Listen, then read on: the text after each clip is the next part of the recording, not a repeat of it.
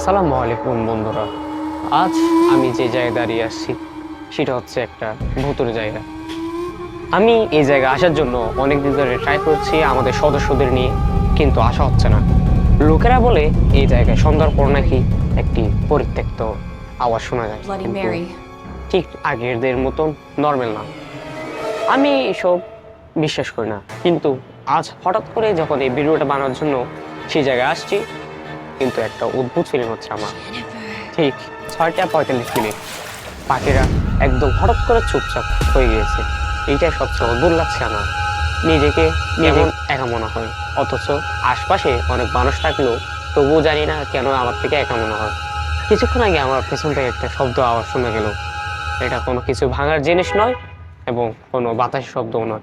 বুঝলাম যেখানে যখন একটা ভয়ঙ্কর লেভেলের একটা আওয়াজ শোনা গেল, আমি হঠাৎ করে পেছন দিকে তাকালাম, কিন্তু কেউ নাই।